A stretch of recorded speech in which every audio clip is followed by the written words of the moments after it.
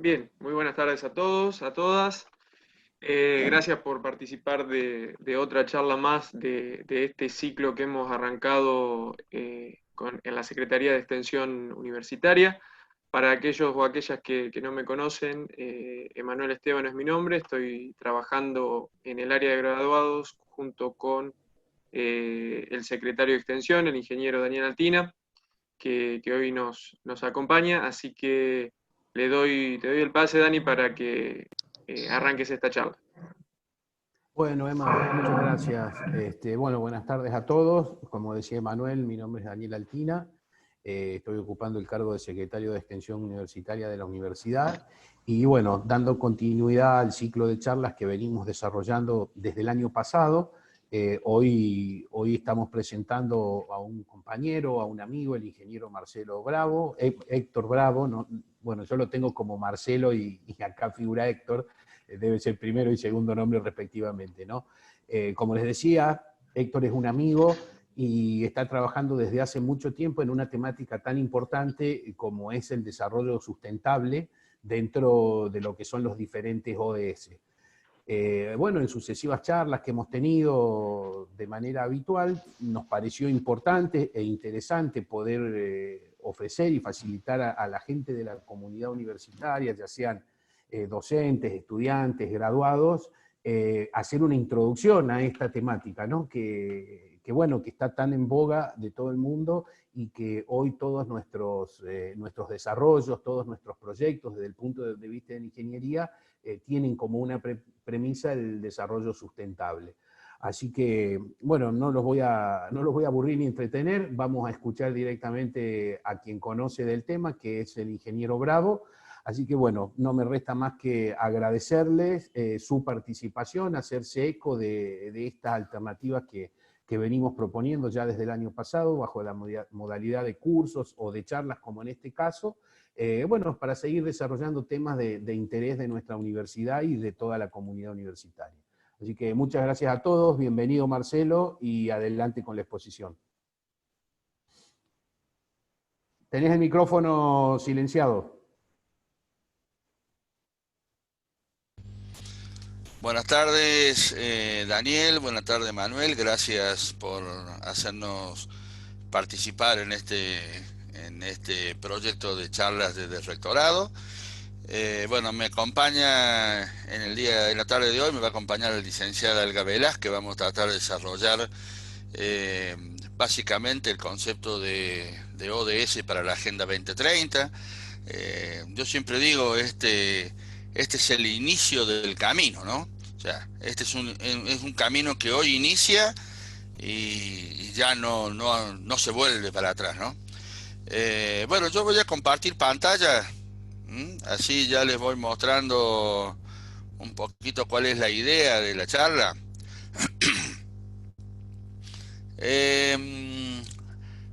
Muchas veces a mí me preguntan, sobre todo cuando venimos de un ámbito como el nuestro, que es el de ingenieros, bueno, pero ¿cómo hacemos? Porque nosotros los ingenieros estamos siempre acostumbrados a, a que nos den la fórmula. En realidad, también como especialista en normas, yo podría decirle que los objetivos de desarrollo sostenibles para la Agenda 2030 son una agenda, algo similar a una norma. ¿Por qué? Porque la norma te dice qué es lo que tenés que hacer, pero no te dice cómo. Nosotros vamos a repartir acá en la tarde de hoy los 17 objetivos, donde ustedes van a ver qué es lo que es cada uno, sin olvidarse de que los objetivos de desarrollo sostenible es para todo el mundo. Por lo tanto vamos a dar algunos tips y algunos indicadores de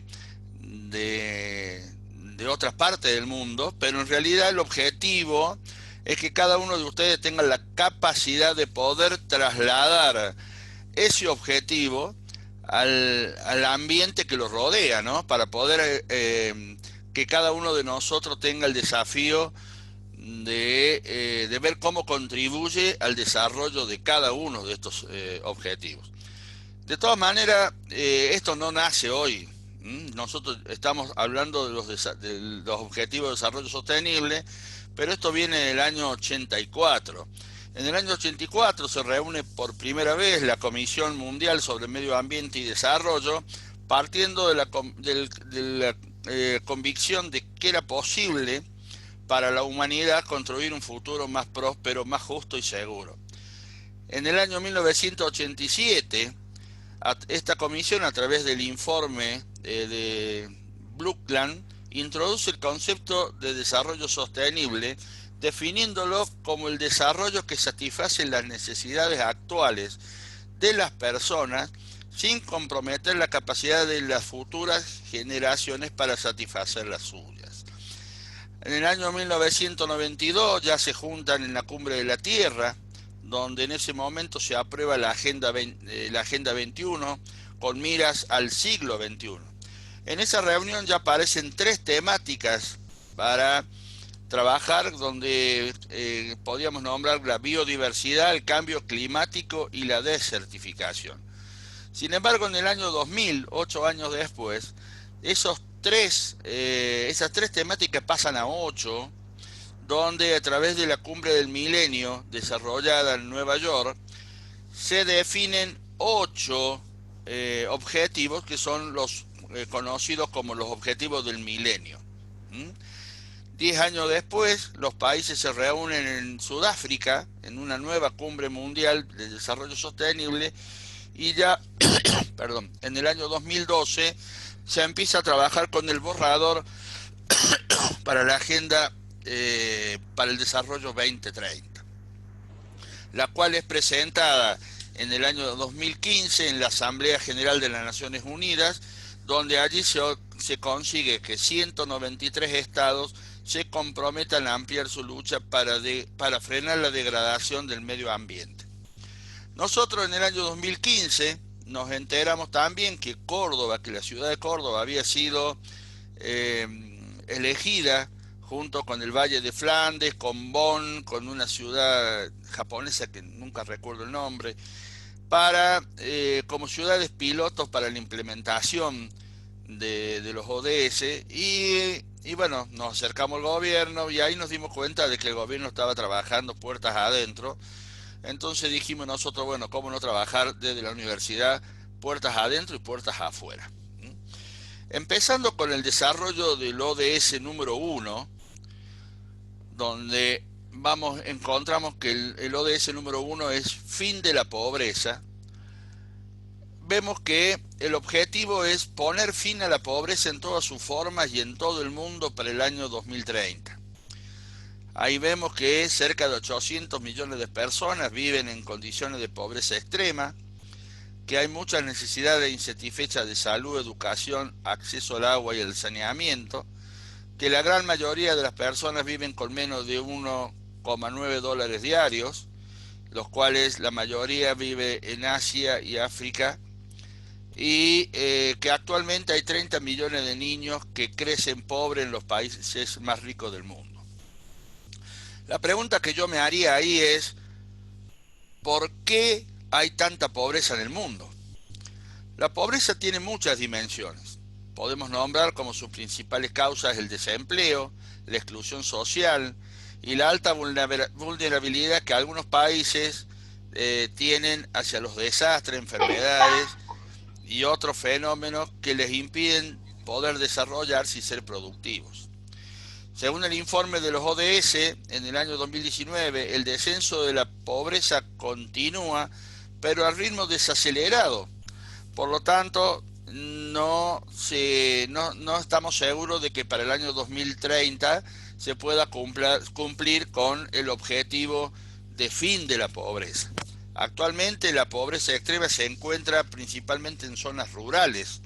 En el año 2018 el porcentaje en esta zona alcanzó a un 8,6% y las estimaciones dicen que para el año 2030 el 6% de las personas que viven en zonas rurales van a seguir todavía bajo la pobreza extrema.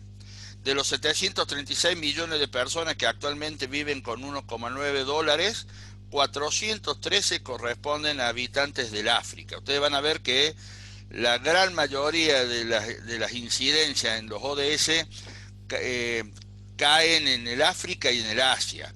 La pregunta que a veces me saben hacer a mí, bueno, pero si es en el África y en el Asia, ¿qué puedo hacer yo desde acá? Y yo lo que respondo es que mínimamente deberías trabajar para que el fin de la pobreza no esté en los alrededores tuyos. Entonces el desafío que cada uno de ustedes y nosotros tenemos es tomar digamos, este ODS, pero trasladarlo y ver de qué manera yo lo puedo mejorar en el lugar donde yo me desenvuelvo, ¿no? La otra pregunta sería, ¿tener un trabajo permite una vida decente? Tener un trabajo no garantiza una vida decente. De hecho, el 8% de los trabajadores empleados en el mundo viven en la pobreza extrema. El principal inconveniente que tienen son las condiciones de trabajo deficientes. El sistema de protección social no alcanza a las personas más vulnerables del mundo, entre ellos los niños. Los programas de protección social disminuyen el peso de la pobreza. Por lo tanto, una de las cosas que habría que trabajar es ver de qué manera cada vez hay más gente con seguridad social y protección social. Solo el 45% de la población mundial está cubierta por alguna prestación de protección social, mientras que el 55% restante, aproximadamente 4.000 millones de personas, está desamparada. La diferencia entre las regiones también son muy marcadas. Mientras que el 92% de los niños están cubiertos en Europa y en América, el 13 y el 14% son los que le corresponde a Asia y al África subsahariana, entendiendo como África subsahariana desde todos los países de África que no limitan con el Mediterráneo, ¿no? La pobreza afecta a los niños de manera muy desproporcionada. 1 de cada 5 niños vive en pobreza extrema, y sus efectos negativos pueden llegar a durarle toda la vida. La pobreza es uno de los principales desencadenantes del riesgo de desastres, por lo que no es extrañar que los países más pobres sean los que sufran los mayores daños y las mayores cantidades de pérdida de vida. Si eso lo traslado a una provincia, los lugares y los pueblos más pobres son los que tienen riesgo de sufrir mayores consecuencias ante cualquier desastre, ¿no? Por lo que reducir la pobreza extrema es fundamental para alcanzar los objetivos de desarrollo sostenible, en particular en las regiones vulnerables. Si nosotros pasamos al objetivo número 2, ahí encontramos hambre cero, también reducir el hambre hasta el porcentaje cero. Objetivo, poner fin al hambre, lograr la seguridad alimentaria y la mejora de la nutrición, promoviendo la agricultura sostenible. El hambre y la malnutrición son un gran obstáculo para el desarrollo sostenible. El hambre y la malnutrición hacen que las personas sean menos productivas y más propensas a sufrir enfermedades, y no les permite aumentar sus ingresos y mejorar sus medios de vida. Fíjense ustedes que yo estoy hablando del hambre y la malnutrición en países, sin embargo, en instituciones, en las mismas universidades, nos encontramos con que todavía no hay muchas veces en las cantinas comida para diabéticos, comida para celíacos, comida, y nos tenemos que, los que trabajamos en esos ámbitos, tenemos que arreglarnos a veces con lo que hay. Entonces, fíjense ustedes cómo les voy mostrando la capacidad de poder trasladar lo que se pone acá en el ODS a nivel mundial en el entorno en el cual yo me muevo. Hay casi 800 personas que padecen hambre en el mundo. La gran mayoría se producen en los países de desarrollo. Actualmente pasan hambre alrededor de 795 millones de personas. Se calcula que para el año 2050 el número ascenderá a 2.000 millones de personas. La pregunta en este momento sería, con alimentos suficientes para dar de comer a todos los habitantes, ¿por qué hay tantas personas que pasan hambre? Si analizamos algunos datos, vemos que En Oceanía, el 1,4 millones de personas pasan hambre, en Estados Unidos 14,7, en América Latina el 34%, mientras que en Asia y en África son 232,5 millones de personas. Vemos que el mayor porcentaje recae nuevamente en los países más pobres o menos desarrollados. Las malas prácticas de recolección y desperdicio de alimentos contribuyen a la escasez de alimentos. Las guerras también afectan negativamente la disponibilidad de alimentos y han provocado una gran destrucción en el medio ambiente, elemento fundamental para el cultivo de estos. En el año 2017, 821 millones de personas padecían la nutrición insuficiente y una mala alimentación. La situación en el África es totalmente distinta, ya que la cantidad de personas con nutrición insuficiente aumentó a 237 millones en el año 2017, cuando en los países desarrollados en los últimos años se ha mantenido estable. Bien, el retraso en el crecimiento y la emaciación de los niños está disminuyendo, entendiendo como emaciación la pérdida involuntaria de peso corporal y con por lo menos 30 días de diarrea por fiebre y debilidad. Si bien está disminuyendo, no es lo suficientemente rápido como para alcanzar la meta de ODS. La desnutrición crónica o retraso en el crecimiento genera en los niños un mayor riesgo de muerte por infecciones comunes. Desde el año 2000, la proporción de niños con retraso de crecimiento ha disminuido. Sin embargo, actualmente 149 millones de niños menores de 5 años aún presentan una desnutrición insuficiente.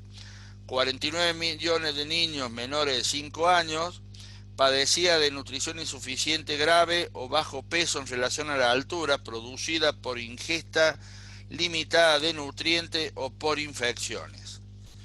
Otra grave dificultad que estamos encontrando actualmente es el sobrepeso, debido también a la malnutrición.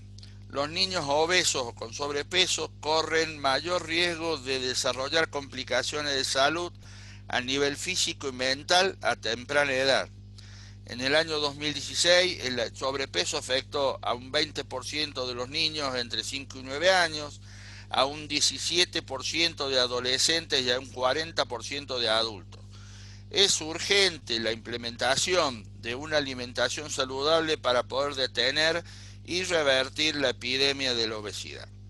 Los pequeños productores de alimentos, ahí tenemos una gran posibilidad de encontrar parte de la solución al hambre mundial. Es imprescindible empoderar a los pequeños productores para que participen en el desarrollo y así poder mejorar la seguridad alimentaria y reducir la pobreza y el hambre. Muchos de estos productores y campesinos son pobres, tienen recursos y capacidades limitadas y un acceso limitado a mercados y servicios. Para mejorar la capacidad de adaptación de los pequeños productores, sería importante ayudarlos a mejorar su productividad agrícola, facultarlos para que puedan gestionar sus recursos naturales de forma sostenible, acceder a los mercados y los servicios financieros, a la información y al conocimiento. Algunas cosas se vienen haciendo, enseñándole sobre todo a los pequeños productores con el tema de las huertas, pero bueno, eso no alcanza, ¿no? Si nosotros recorremos el objetivo número 3, encontramos ahí salud y bienestar. El objetivo es garantizar una vida sana y promover el bienestar de todos y todas a todas las edades. Para la construcción de sociedades prósperas se debe garantizar una vida sana y promover el bienestar de todas las personas a todas las edades. Aún persisten desigualdades en el acceso a la asistencia sanitaria. Cada año mueren más de 6 millones de niños menores de 5 años. Solo la mitad de todas las mujeres de los países en desarrollo tienen acceso a asistencia sanitaria. Epidemias como el VIH y el SIDA han generado miedo y discriminación, limitando la capacidad de las personas para recibir los servicios que necesitan para llevar una vida sana y productiva. El gasto de $1.000 millones en cobertura de vacunas, como una de las acciones, podría salvar la vida de 1 millón de niños cada año. En el mundo se han hecho grandes progresos en la mejora de la salud de millones de personas, ha disminuido las tasas de mortalidad materna y la infantil. La esperanza de vida sigue aumentando en todo el mundo y la lucha contra las enfermedades infecciosas ha progresado de manera sostenida. Sin embargo, hay enfermedades como el paludismo, la tuberculosis, en la cual su progreso se ha desacelerado o en algunos casos está estancado. Se han producido demasiadas muertes debido a la no disposición de personal sanitario especializado o de intervenciones de rutina como por ejemplo vacunación. Al menos la mitad de la población mundial continúa sin acceso a los servicios esenciales de salud. Tanto en los países ricos como en los países pobres, la emergencia sanitaria puede llevar a las personas a la bancarrota o a la pobreza. Fíjense ustedes, en este momento, que, bueno, de por sí los 17 ODS están esperando después de la pandemia un análisis nuevo, porque seguramente las realidades han cambiado totalmente, ¿no? Pero ya en la provincia de Buenos Aires ya está empezando a faltar médicos para las atenciones en el CABA, ¿no? Y bueno, estamos hablando acá que un gran inconveniente es la dificultad de contar con personal sanitario capacitado y en cantidad suficiente y necesaria. Se deben generar acciones para el logro de la cobertura sanitaria universal y la financiación sostenible de la salud. En materia de salud materna, en el año 2017 casi 300.000 mujeres murieron por complicaciones relacionadas con el embarazo y el parto. Más del 90% de estas mujeres vivían en países de ingresos bajos y medios. Por cada mujer que murió, muchas otras sufrieron consecuencias graves e incluso consecuencias permanentes debido a una salud materna deficiente. La mayoría de las muertes maternas pueden prevenirse mediante la gestión y la atención adecuadas, entre ellas la atención prenatal y la asistencia durante el parto por parte de personal sanitario especializado y la atención y el apoyo en las semanas posteriores al parto. Es necesario seguir trabajando para alcanzar la meta de menos de 70 muertes maternas por cada 100.000 niños nacidos vivos para el año 2030. Garantizar que todos los partos sean asistidos por profesionales de la salud especializados no solo es importante para reducir la mortalidad materna, sino también para reducir la morbinatalidad, que es la relación entre el número de niños nacidos muertos y el número total de nacimientos. Entre el año 2013 y 2018, el 81% de los partos en el mundo fue asistido por personal sanitario especializado, mientras que en el África solo el 60% de los partos fue asistido por personal especializado. Las complicaciones durante el embarazo y el parto son una de las principales causas de muerte en adolescentes en los países en desarrollo. A nivel mundial, el nivel de fecundidad de las adolescentes en el año 2018 fue de 44 nacimientos por cada 1.000 niñas, y en África fue de 101 nacimientos por cada, prácticamente más del doble, por cada 1.000 adolescentes. Los niveles de mortalidad en niños menores de 5 años fue de 39 muertos por cada 1.000 niños nacidos vivos en el año 2017. La mitad de estas muertes ocurrieron en Asia y en el África subsahariana. Casi la mitad de la cifra total de muertes ocurrió durante el primer mes de vida, periodo crucial para la supervivencia infantil. Muchas de estas muertes podrían evitarse mediante intervenciones como la vacunación, la lactancia materna exclusiva, la nutrición adecuada, el tratamiento apropiado de las infecciones de la infancia, así como la reducción de la contaminación del aire y el acceso al agua potable. Con respecto al paludismo, no se han logrado avances significativos en la reducción del número de casos en todo el mundo. En el año 2017 se registraron 219 millones de casos de paludismo con 435.000 muertes. África subsahariana sigue soportando la carga más pesada con el 90% de los casos de paludismo en el mundo. Los menores de 5 años son los más vulnerables a las enfermedades, representan el 61% de las muertes por paludismo en el mundo. En el caso nuestro no contamos con el paludismo, pero contamos con el Zika, con el chikungunya y el dengue. En relación a la tuberculosis continúa siendo una de las principales causas de los problemas de salud y muerte en el mundo. Se estima que 10 millones de personas contrajeron la enfermedad en el año 2017. Ese año fue definido como la 10ª causa de muerte. Si bien se han generado grandes progresos, persisten deficiencias en la detección y en el tratamiento, y el ritmo del progreso no es lo suficientemente acelerado como para ver si se puede llegar a alcanzar la meta para el año 2030. Estas enfermedades bien podrían reducirse si los servicios de agua potable y saneamiento estuvieran disponibles universalmente y se pudieran seguir buenas prácticas de higiene. La contaminación del aire, también causada por el tráfico, la industria, la generación de energía, la quema de residuos y el uso de combustible en los hogares, ocasionó 4 millones de muertes en el año 2016. Si pasamos al objetivo número 4, encontramos educación de calidad, cuyo objetivo es garantizar una educación inclusiva, equitativa, de calidad y promover oportunidades de aprendizaje permanente para todos. Cuando las personas acceden a una educación de calidad, pueden escapar del ciclo de la pobreza. La educación contribuye a reducir las desigualdades y a lograr igualdad de género. Empodera a las personas para que lleven una vida más saludable y sostenible. La educación es fundamental para fomentar la tolerancia entre las personas y contribuye a crear sociedades más pacíficas. La educación reduce la desigualdad. La matrícula de la enseñanza primaria en los países de desarrollo alcanza el 91%.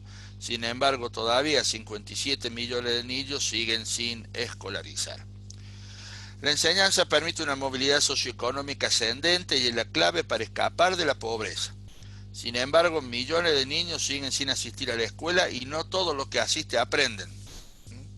Más de la mitad de todos los niños y adolescentes del mundo no están alcanzando los niveles mínimos de competencia en lectura y matemática. La disparidad de las oportunidades y los resultados se observa en todas las regiones y sobre todo se observa un atraso en África y Asia Meridional. En África, en el año 2015, el 88% de los niños en edad de asistir a la escuela no dominaban la lectura y el 84% no dominaban la matemática. La crisis de aprendizaje no solo amenaza la capacidad de un individuo de salir de la pobreza, también pone en peligro el futuro económico de las naciones que luchan por competir en un mercado mundial con recursos humanos poco calificados.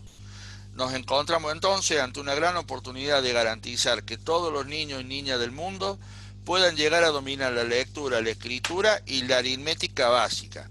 Se ha comprobado que la enseñanza de la primera infancia es uno de los factores determinantes en la preparación del niño para la escuela. En la mayoría de las regiones, principalmente Asia y África, las niñas continúan enfrentando todavía obstáculos para la enseñanza. En el año 2017, por cada 100 niños, son 118 niñas las que no asisten a la escuela. Una infraestructura adecuada y la formación de docentes desempeña un papel fundamental en la calidad de la enseñanza. Las situaciones extremas en los niveles primario y secundario, donde menos de la mitad de las escuelas de África tienen acceso al agua potable, energía eléctrica, computadoras e internet. Acá estamos hablando de África. Nosotros estamos asistiendo todos los años a escuelas del oeste de la provincia de Córdoba, donde el gobierno les da todo un material para que las maestras rurales puedan trabajar en las escuelas y ellas no disponen de internet. En relación a la cantidad de docentes calificados en las aulas en el año 2017, África tenía los porcentajes más bajos, 48% en enseñanza preescolar, 64% en enseñanza primaria y en enseñanza secundaria el 50%. En la franja de los adultos, 750 millones de adultos, 2/3 de los cuales son mujeres, eran analfabetos en el año 2017. Las regiones más afectadas son África y Asia, Solo en esta última región se encuentra el 49% del total de la población analfabeta mundial. Si vamos al objetivo número 5, perdón. A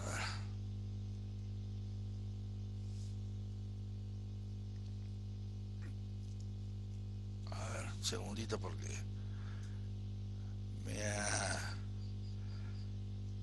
se me aborra. Un segundito.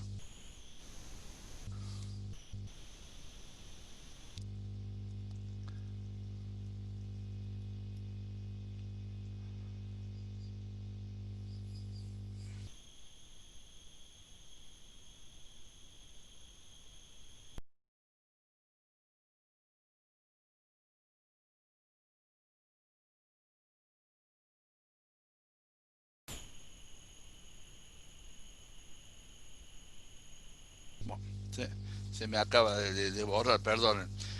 Era la más importante, que la más quería desarrollar, no sé por qué no la encuentro.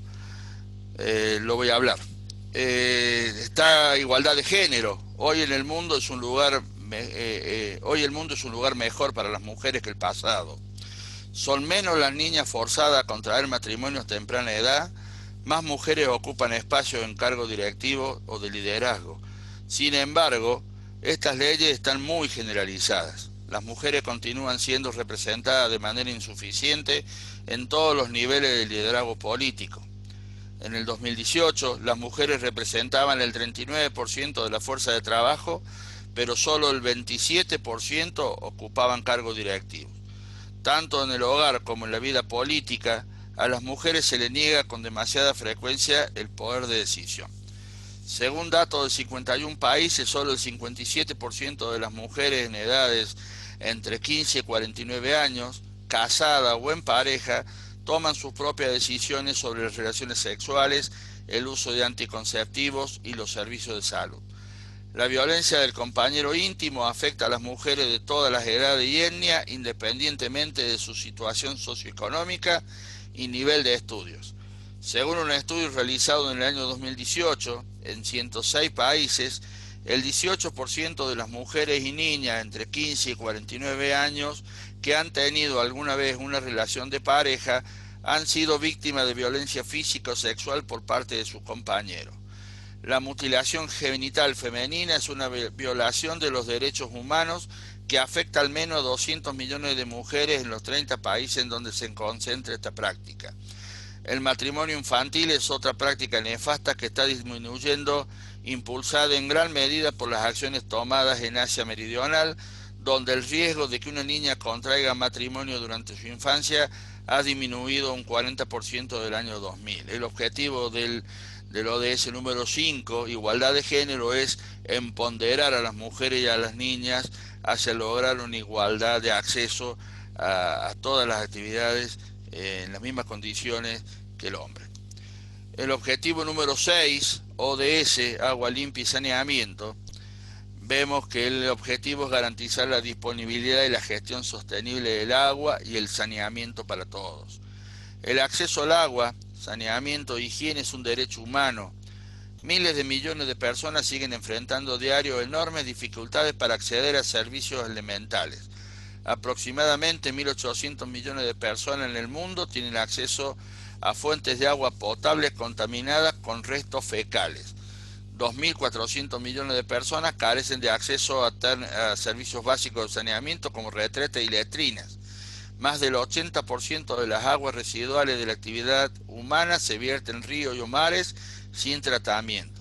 La escasez del agua a más del 40% de la población mundial, y con el paso del tiempo este porcentaje va a ir aumentando. El agua dulce es un recurso valioso clave para la salud humana, la seguridad alimentaria y energética, la erradicación de la pobreza y muchos otros aspectos del desarrollo sostenible. Los ecosistemas relacionados con el agua siempre han generado espacios naturales para asentamientos humanos y una riqueza de servicios derivados de estos. Sin embargo, al igual que otros recursos naturales, el agua se ve amenazada. La demanda de agua ha superado el crecimiento demográfico y la mitad de la población mundial actualmente sufre una escasez de agua grave durante al menos una vez al año. La mayoría de los ríos de África, Asia y América Latina presentan mayor contaminación ahora que en la década del 90. Miles de millones de personas aún no cuentan con estos servicios básicos, sobre todo en zonas rurales.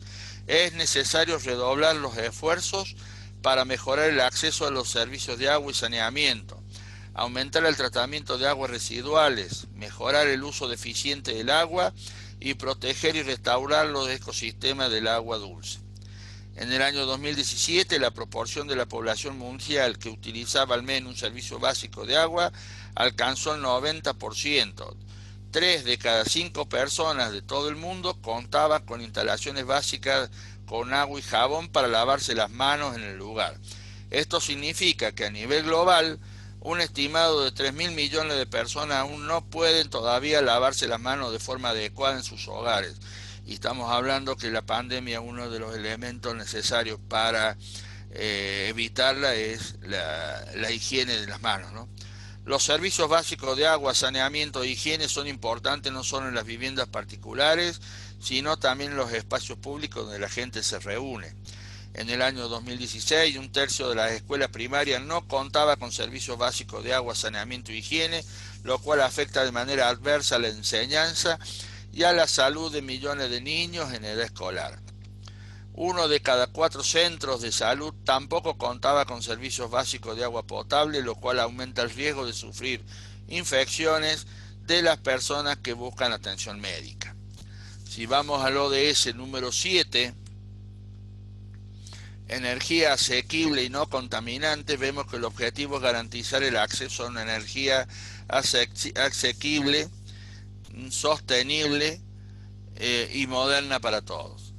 Nuestras actividades cotidianas dependen de servicios energéticos fiables y asequibles para poder funcionar sin trabas y de forma equitativa.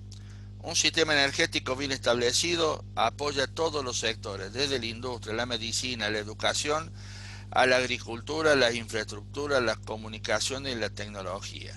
La energía es el factor que contribuye principalmente al cambio climático y representa alrededor del 60% de todas las emisiones mundiales de gases del efecto invernadero.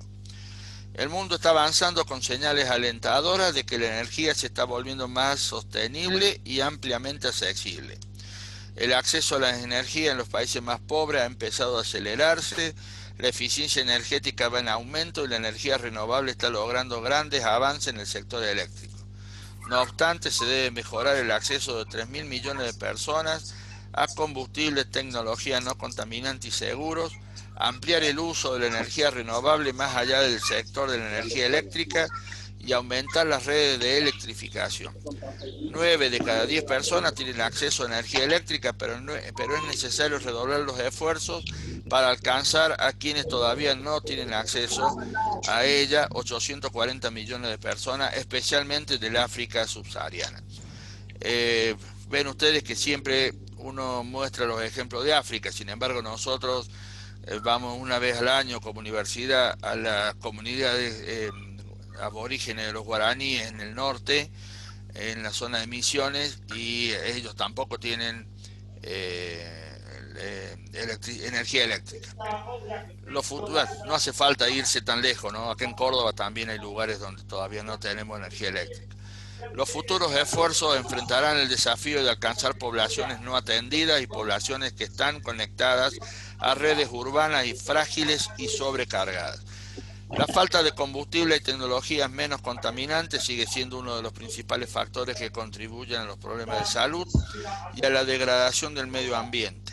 El mayor crecimiento de energía renovable se concentra en el sector de la energía eléctrica a través de la energía eólica y solar. Sin embargo, la energía eléctrica representa el 20% del consumo total de energía. El 80% restante se concentra en elementos de calefacción y transporte, en los que las fuentes renovables modernas, como por ejemplo la biomasa, representaron tan solo el 9% y el 3,3% del mercado mundial. En el caso de los ODS número 8, trabajo decente y crecimiento económico, vemos que el objetivo es promover el crecimiento económico, inclusivo y sostenible, el empleo pleno y productivo y el trabajo decente para todos. La erradicación de la pobreza solo es posible mediante empleos estables y bien remunerados. Casi 2.200 millones de personas viven por debajo del umbral de la pobreza de casi $2.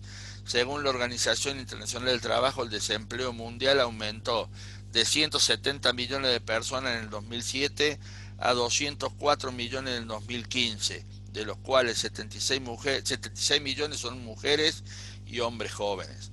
El número de empleos necesarios cada año para mantener el ritmo de crecimiento de la población mundial en edad laboral asciende a 30 millones.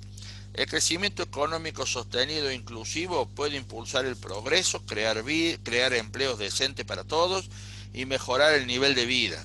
Sin embargo, la lentitud del crecimiento en general está generando un replanteo de las políticas económicas y sociales para poder alcanzar los objetivos de desarrollo sostenible número 8 para el año 2030, que son alcanzar las metas de crecimiento económico en los países menos adelantados, aumentar las oportunidades de empleo, en particular para los jóvenes, disminuir las desigualdades entre las regiones, los grupos de edad y los sexos, minimizar el empleo informal y promover ambientes laborales seguros y protegidos para todos los trabajadores.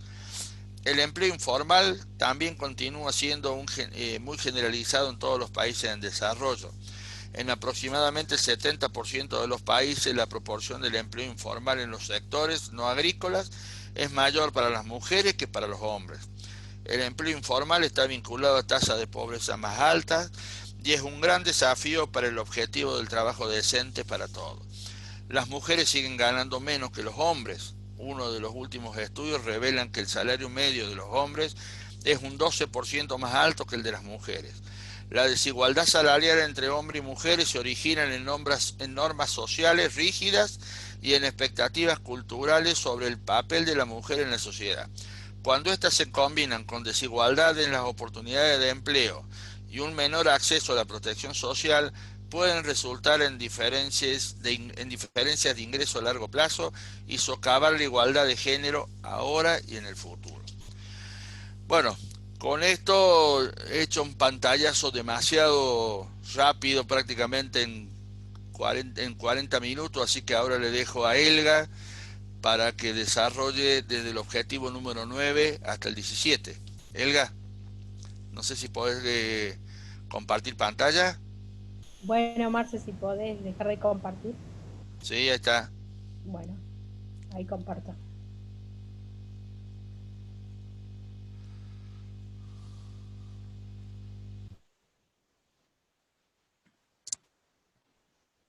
¿Están viendo? Sí, Sí, sí, la vemos. Sí, estamos viendo, sí.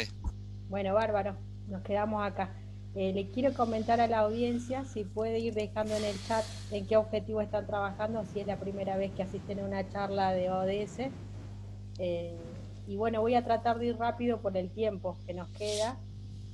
Me gustaría que se queden hasta el final, así por las dudas, si es que tienen alguna consulta o pregunta, también la pueden ir dejando por el chat y el moderador seguramente la va a estar transmitiendo. Por otra parte, si es que no llegamos por el tema de tiempo a contestar todas las preguntas, pueden seguramente contactarse después con el moderador, nos va a estar retransmitiendo las preguntas para poder contestarlas. Y por otra parte, seguramente que me estaban consultando si esto va a quedar grabado, calculo que sí, así que quédense todos tranquilos. Bueno, pasamos al objetivo 9, que es infraestructura, innovación, industria, innovación e infraestructura. Este objetivo forma parte de una variable que se llama el progreso, porque todas las variables que estaba hablando el ingeniero Marcelo tiene que ver con ciertos objetivos, ciertas variables que tiene en cuenta la Agenda 2030, que tiene que ver con las personas, objetivos centrados en las personas, objetivos centrados en el planeta y objetivos centrados en el progreso. El objetivo número 9 tiene que ver directamente con el progreso, cómo queremos progresar en este planeta. Debemos construir infraestructura más resiliente, promover la industrialización inclusiva, sostenible y fomentar la innovación. ¿Qué quiere decir promover la infraestructura resiliente? Quiere decir que nos tenemos que adaptar a todo en este caso todos los impactos que estamos teniendo a nivel global en relación a la acción climática, a los procesos de adaptación climática que debemos empezar a proyectar. En este objetivo debemos también tener en cuenta que la infraestructura conlleva sí o sí grandes inversiones, por eso que como ciudadanos, investigadores, tenemos que empezar a promover que los gobiernos inviertan en tener, por ejemplo, carreteras o edificios que contemplen la generación de nuevos materiales. Esta industria promueve la industria manufacturera, si es que se invierte, se genera un efecto multiplicador por cada empleo que se generan además 2.2 empleos en otros sectores económicos. Entonces es muy necesario que los países latinoamericanos empecemos a pensar en esto. Por ejemplo, para darles un ejemplo así, en el contexto latinoamericano, solamente el 30% de lo que producimos en el sector agro pasa por el proceso productivo industrial, es decir, que el 70% sigue siendo enviado a otros países más desarrollados como materia prima virgen. Es necesario que empecemos a tecnificar estos procesos e industrializar nuestros productos. Entre 1.000 a 1.500 millones de personas hoy no tienen acceso, por ejemplo, también a la telefonía básica, y esto conlleva también seguir retrasados en el sistema tecnológico. 2.000 millones de personas hoy no tienen acceso, como lo mencionaba también Marce, el tema del saneamiento, y 800 millones de personas hoy no tienen todavía acceso al agua. Entonces tenemos que también la innovación, la infraestructura, todas estas grandes inversiones de cloacas, de carreteras, de industria, hacen que vaya también interrelacionándose con los otros objetivos. El objetivo número 10 es la reducción de las desigualdades, también pertenece a la variable de progreso. Esta variable de progreso tiene que ver con que los países tanto desarrollados como en desarrollo, no depende de eso el tema de la reducción de desigualdades. Cualquier país puede hoy generar exclusión.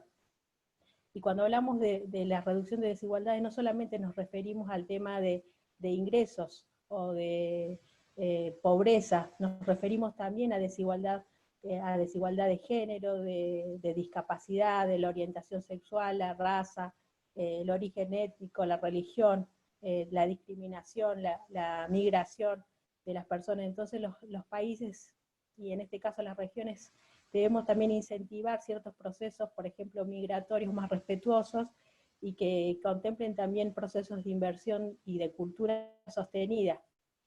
Esto impacta también, amenaza el desarrollo social y económico, como les decía, el objetivo número 10 es uno, también que impacta directamente a la variable de progreso.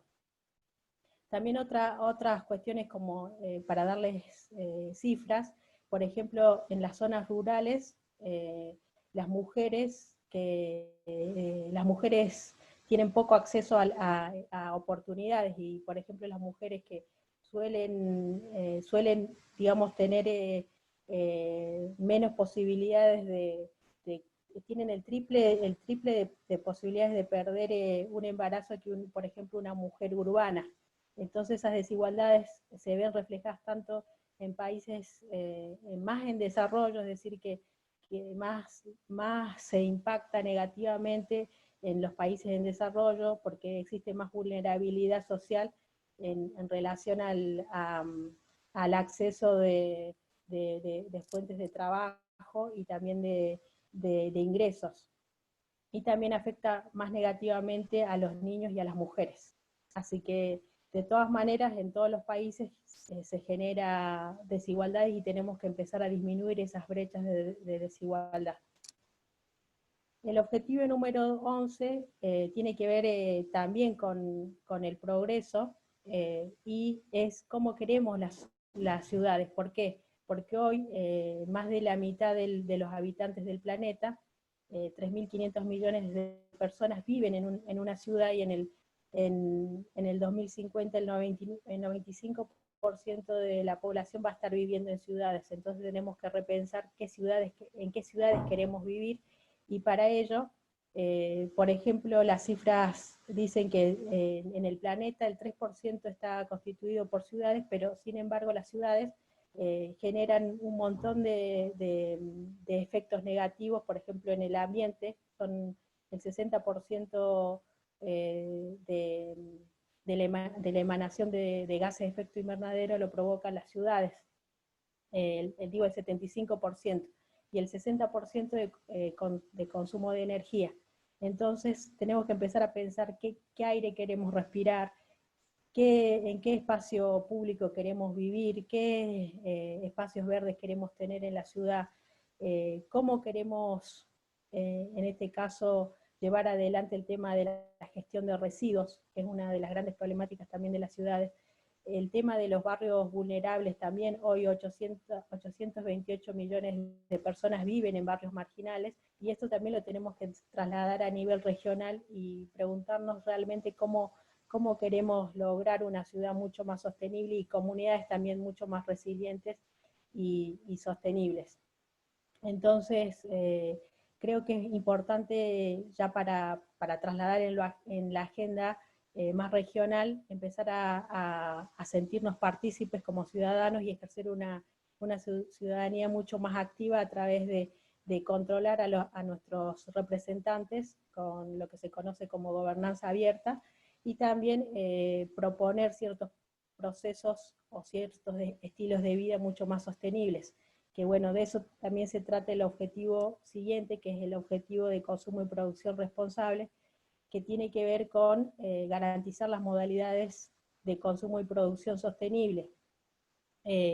Hoy, actualmente, si seguimos consumiendo como consumimos, en el 2050 vamos a necesitar un equivalente de 3 planetas. Entonces tenemos que repensar nuestros estilos de vida actuales, porque no existen 3 planetas y tenemos que adaptarnos a que tenemos un planeta, y para ello debemos empezar a cambiar estos estilos de vida. Y cuando hablamos de cambiar estilos de vida, hablamos de cómo, por ejemplo, hacemos el consumo de, por ejemplo, la energía, cuestiones básicas como si hacemos una gestión eficiente de nuestros hogares de energía, porque muchas veces en los hogares, por ejemplo, somos responsables del 21% del dióxido de carbono solamente con la gestión de la energía. Si hoy, por ejemplo, todo el mundo cambiaría por ejemplo, las lámparas por las lámparas LED, seguramente estaríamos disminuyendo un 29% de energía necesaria.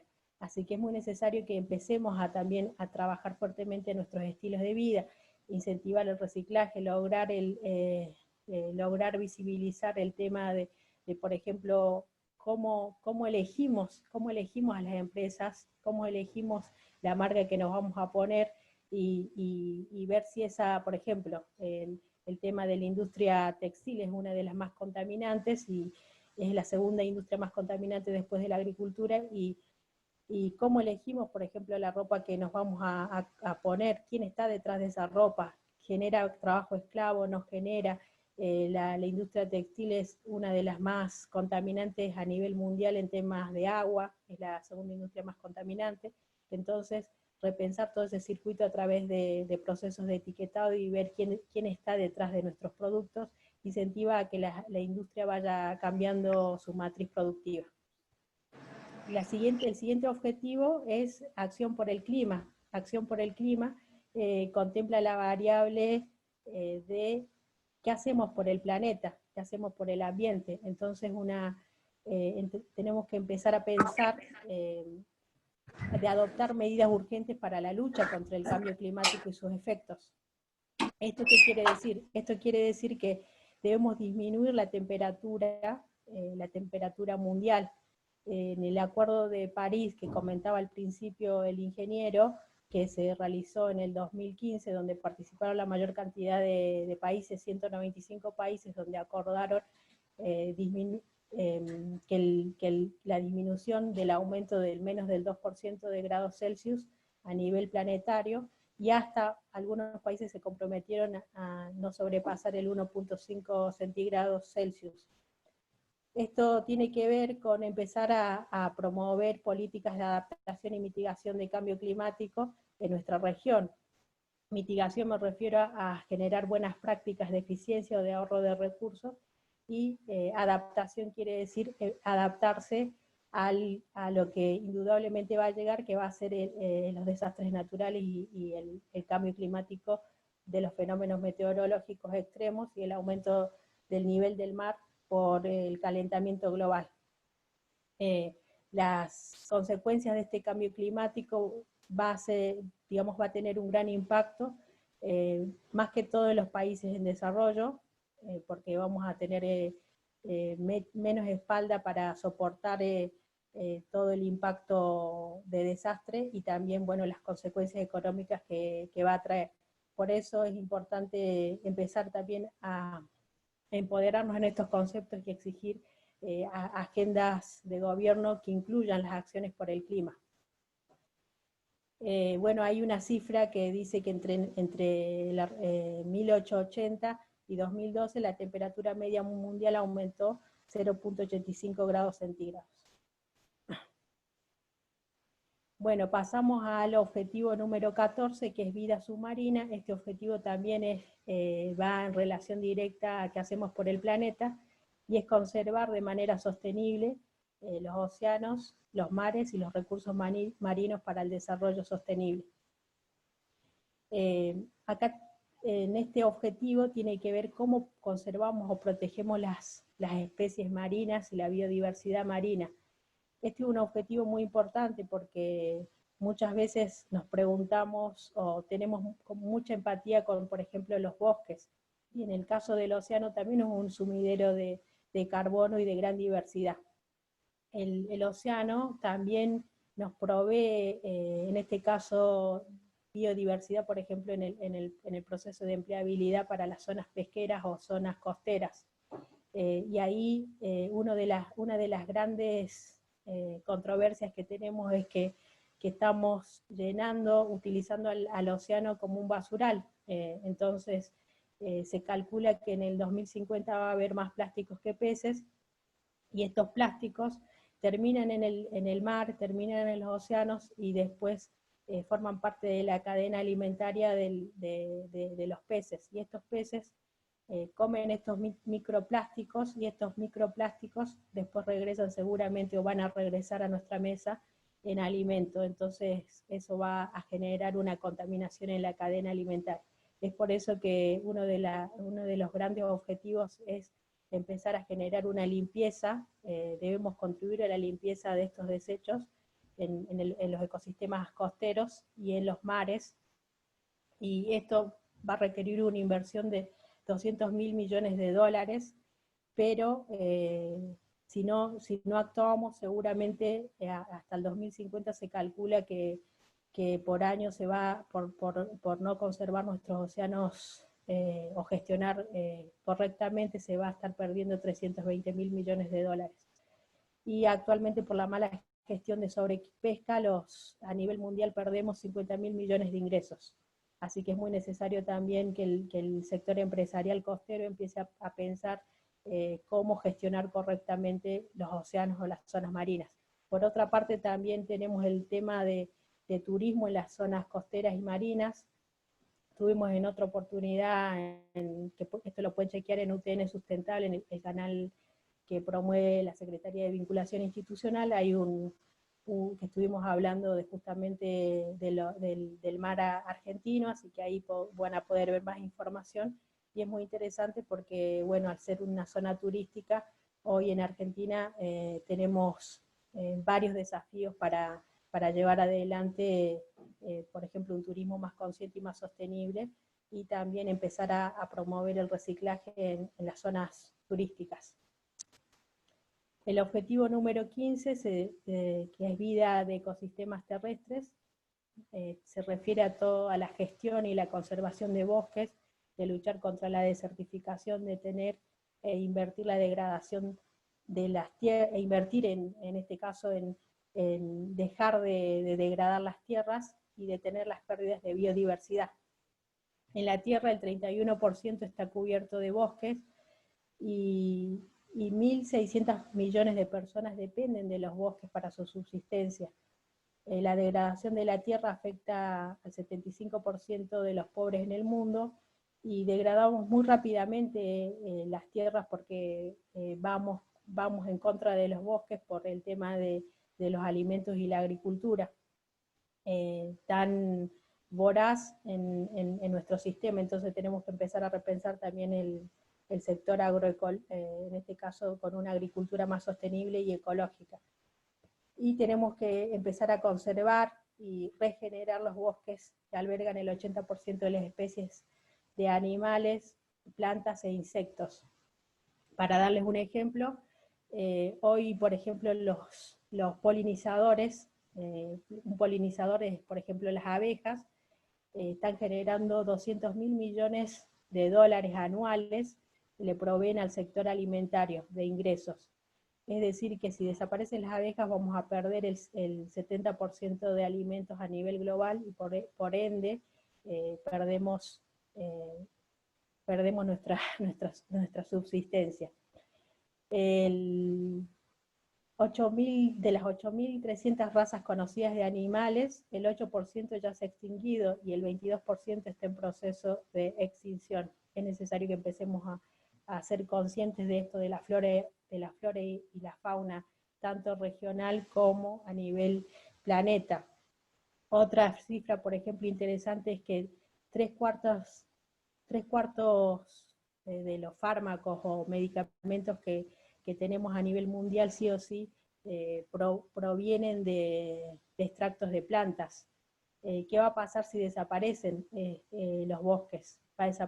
Van a desaparecer también un montón de medicina para la humanidad.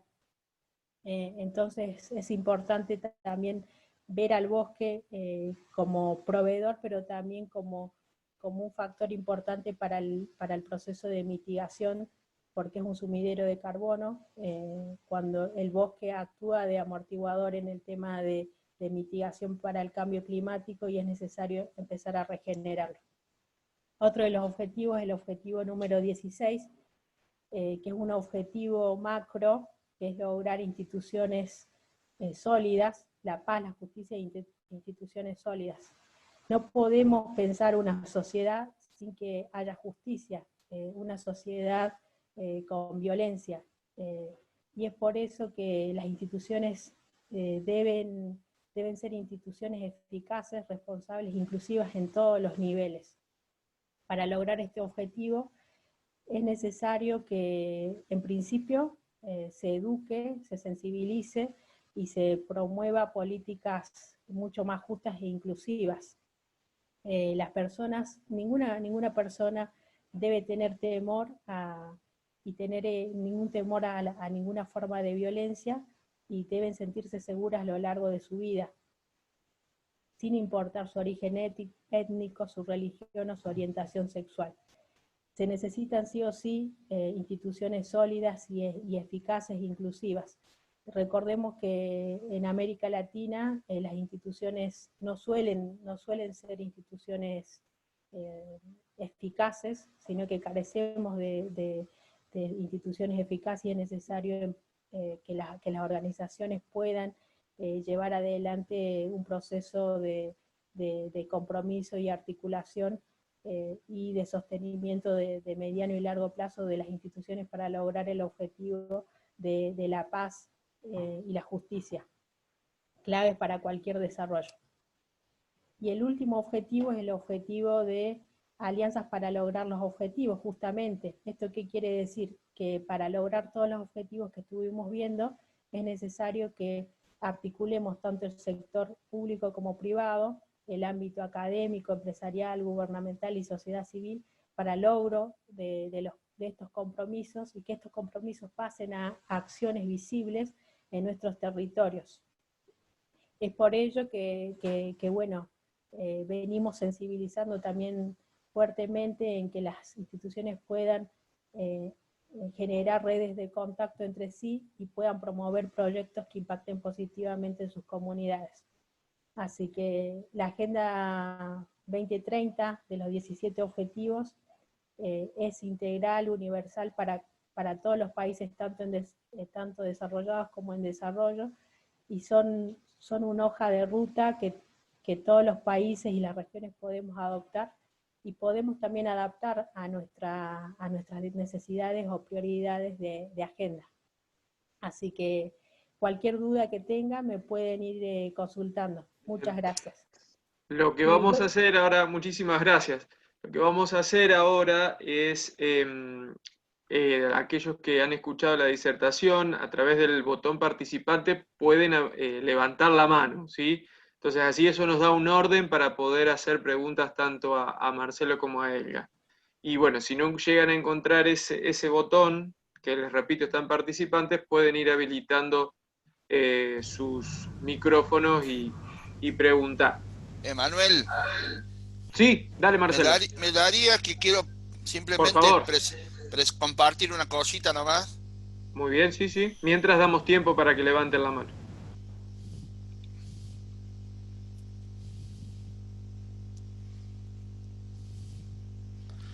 No, quería poner, ¿se ve? Sí se ve.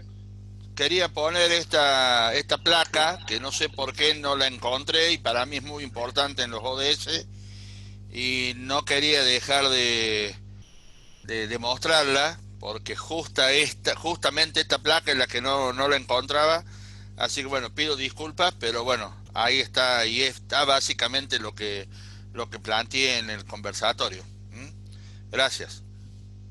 Muy bien, Marcelo. Soledad, no me figura tu apellido, así que levantaste la mano si querés habilitar el micrófono y hacer la pregunta. Hola, ¿qué tal? Buenas tardes a todos y a ¿Cómo estás? todas. Mi consulta más que nada va para Elga y para Marcelo, de cuál es la mayor dificultad que encontraron al querer implementar esto en las regionales o en las distintas áreas en donde lo llevaron adelante. Elga, 2 segundos, después te dejo. Sí, básicamente, bueno, esto si bien está desde el año 2015, es algo como ODS, es algo nuevo. O sea, mucha gente hace actividades de sustentabilidad, mucha gente de hace mucho tiempo viene desarrollando, pero no hace las actividades en base a un marco o a un proyecto o a un programa, sino que son, por lo general son, yo digo, actividades aisladas de distintas áreas. Lo que te permite la agenda es enmarcarlas dentro de un mismo proyecto, ordenarlas, pero bueno, básicamente lo que nosotros encontramos es lo que encontramos en la mayoría de las situaciones, es desconocimiento y bueno, básicamente yo siempre digo lo mismo, ¿no? O sea, todos hacemos sustentabilidad mientras no me toquen los intereses particulares míos. Yo creo que por ahí esta es una buena oportunidad de dejar de lado los intereses particulares en pos de un mejor mundo para el que está al lado nuestro. Cuando empecemos a dejar de lado ese egoísmo interno que tenemos, yo creo que va a ser mucho más fácil.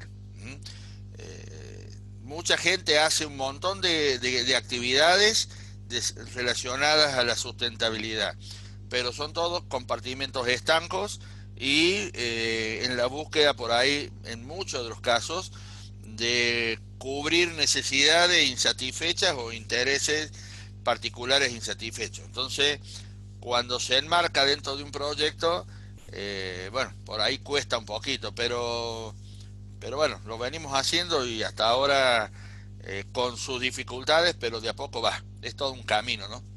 Elga. Sí, sí, Marce, lo que quiero agregar es que en todo proceso, para generar una acción o un compromiso serio, es necesario el proceso de sensibilización, es el primer paso.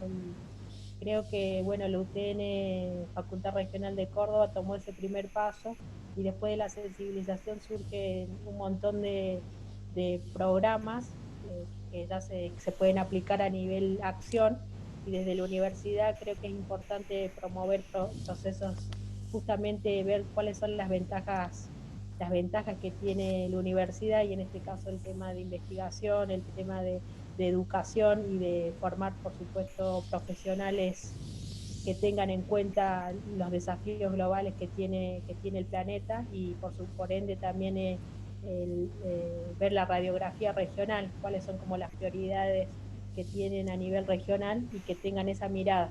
Así que creo que el primer paso para todo es el proceso de sensibilización, y después de ahí ya se va llevando adelante las otras cuestiones de planeación para lograr acciones. Sí, yo siempre digo, no tengamos miedo porque no vamos a dejar de hacer las cosas que estamos haciendo. O sea, trabajar en relación a los ODS y alineado a los ODS no significa dejar de lado lo que se viene haciendo, sino que lo que ahora es, digamos, es que cada actividad debe ser bajo la mirada de cuál de los ODS, de los 17, estamos, porque tenemos 17 ODS y 169 metas. Cada ODS tiene sus metas. Entonces la idea sería, bueno, en cuál de las metas de algún ODS está incidiendo la actividad que estamos desarrollando a los efectos de que tenga como objetivo achicar esa brecha o disminuir la problemática que nos está marcando la meta, ¿no? Muchas gracias a ambos. De nada. Muy bien, gracias Soledad. No hay otra mano levantada, si quieren pueden ir buscando la manito mientras yo les hago una pregunta que me quedó ahí picando. Con ustedes dijeron que los objetivos fueron planteados allá por el 2015. Con esta pandemia tienen novedades de si va a cambiar el objetivo en vez de 2030, reperfilar la fecha, intensificar, que surjan otros objetivos que esta pandemia invitan a reflexionar o a incorporar. Sí, yo lo dije en la conversación, ¿no? En la charla.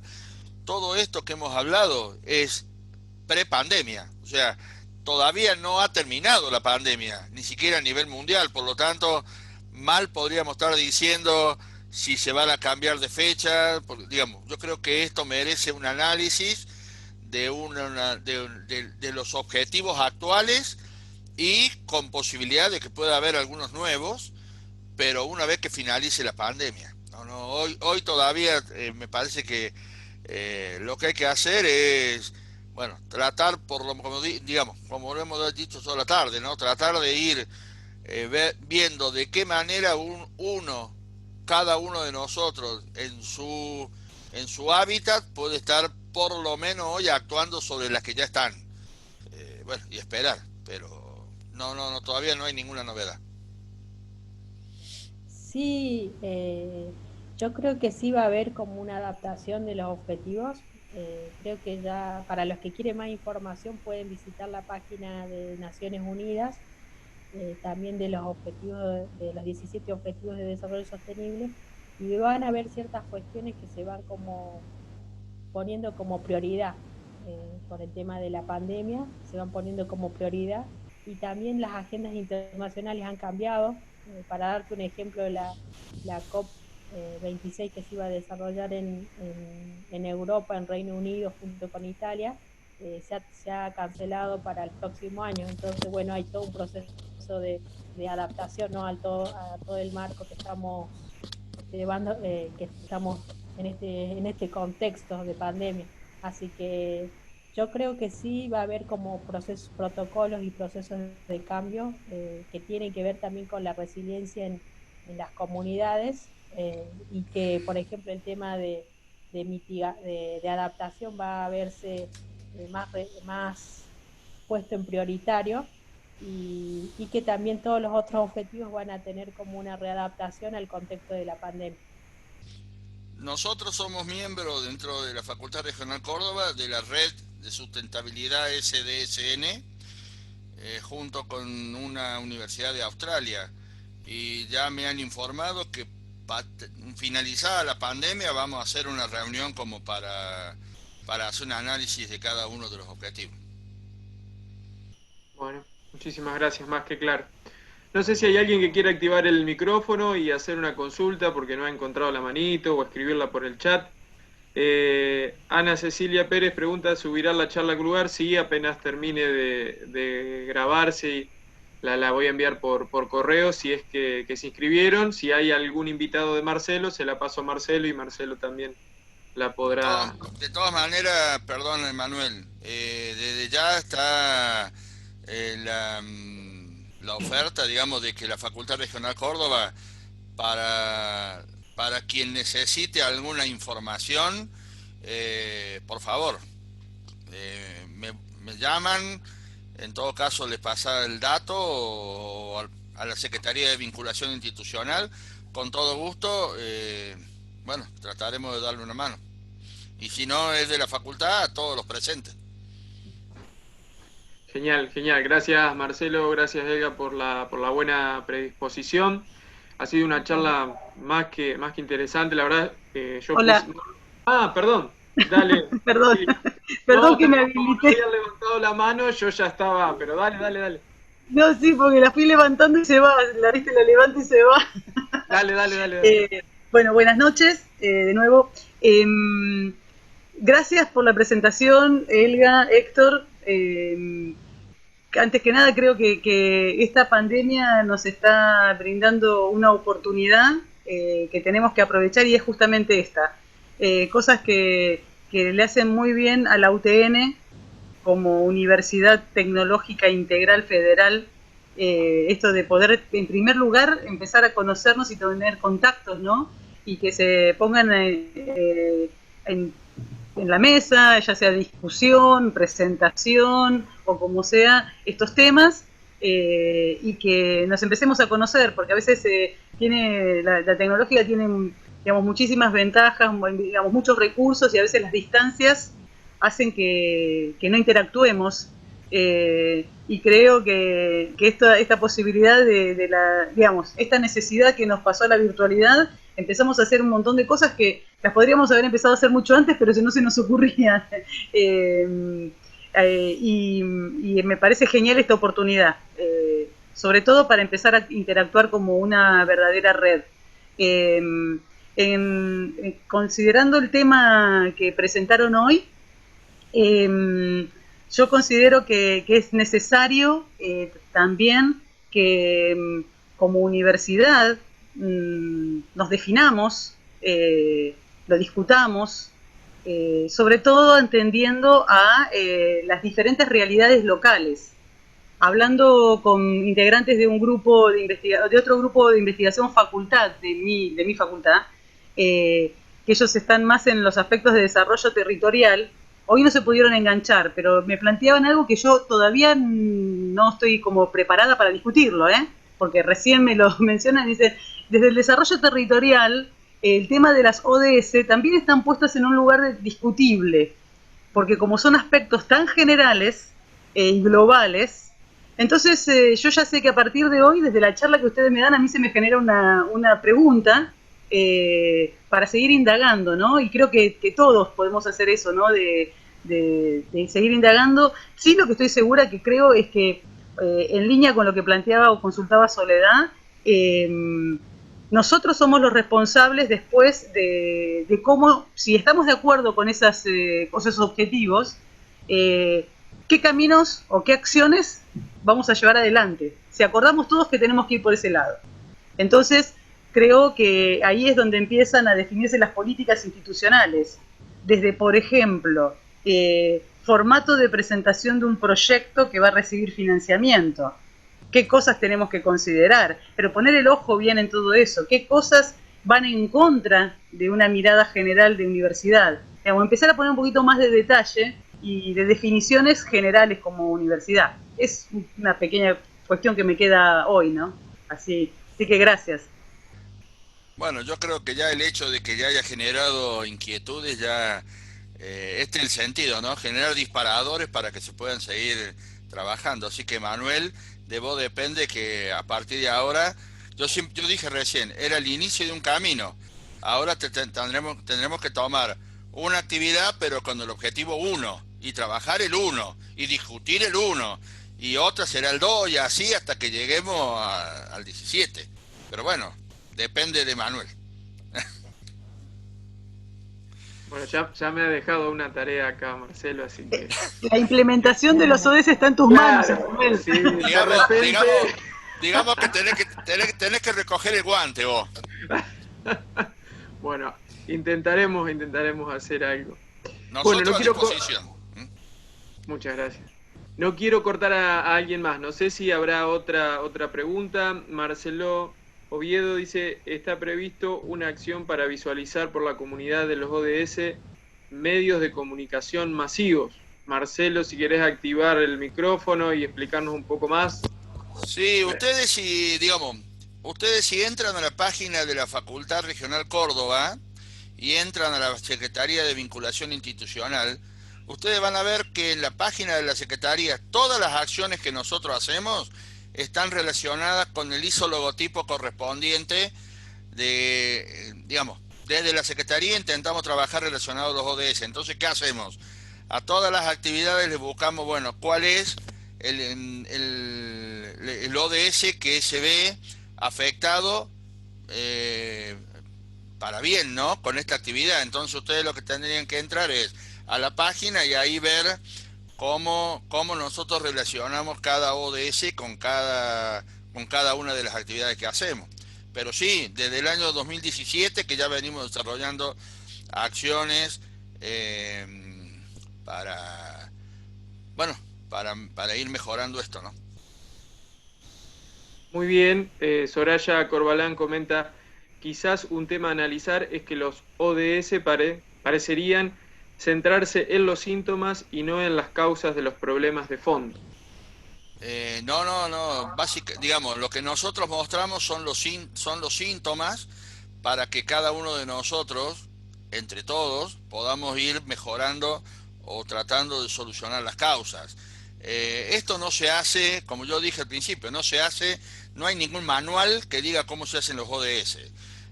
Nosotros, por ejemplo, en Córdoba hemos formado el foro ODS Córdoba, en el cual una vez al mes, el foro tiene 40 instituciones, en el cual una vez al mes se trata un ODS y se analiza cuáles son los pros, los contras de ese ODS, y después cada uno va a sus distintas organizaciones y ve de qué manera puede ir mejorándolo. Pero esto no hay un manual, esto lo hacemos entre todos y cada uno en sus distintas organizaciones tendrá que, cada organización tiene que empezar a ver cuáles son las causas generadoras de los inconvenientes. Tiene que ver con nosotros, tiene que ver con las autoridades, que también tienen que generar normativas y reglamentaciones. O sea, no es algo que se pueda arreglar o que lo puedan desarrollar una persona. Esto indudablemente es transversal a todos los sectores. Muy bien. Bueno, Marcelo, muchísimas gracias. Sé que te están esperando tus alumnos y de forma ansiosa, porque tiene que tomar examen acá el ingeniero Bravo. Y gracias, Helga, también por acompañarlo a Marcelo, y entre los dos, bueno, han expuesto, la verdad, que muy bien los 17 ODS. Bueno, muchas gracias. Muchas gracias a todos.